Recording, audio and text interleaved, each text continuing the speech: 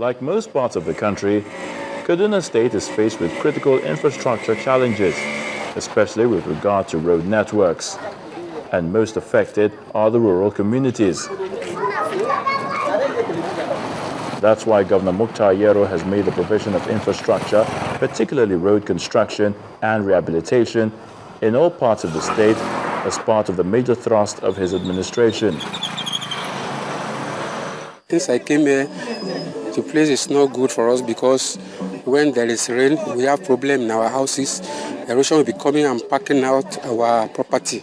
But we thank God for the past last year they did the road. We can be able to sleep well. We can come out with our vehicle and everything is going well. The way they repair this road, we feel good. We doesn't feel any dust again. So the road is better now. I think everybody is feeling better with the roads. You can go anywhere with your car, with your vehicle. You will not have anything in your body. We are happy to see this road that is clean, is good.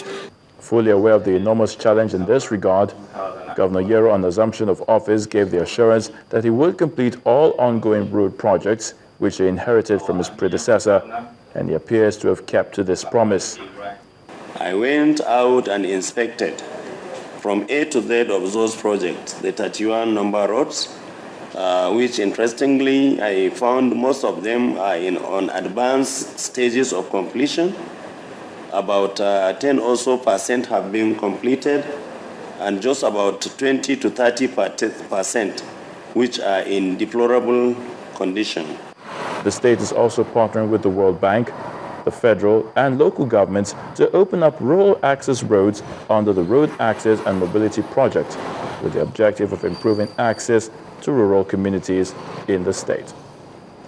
According to the Commissioner for Works, the long-term aim of the road projects is poverty reduction among the rural and urban people by ensuring quicker transportation of agricultural inputs and produce.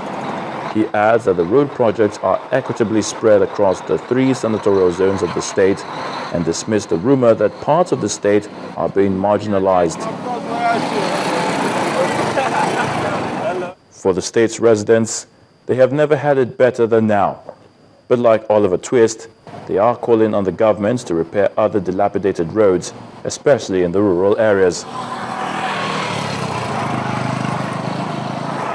All we are pleading that let them help us to take care of our suffering, because it is not be good when the flood is actually destroying the people they are governing, and we are losing our property. With the assurances of speedy completion of all infrastructure projects scattered across the state, the people are hoping that the government will match its words with action.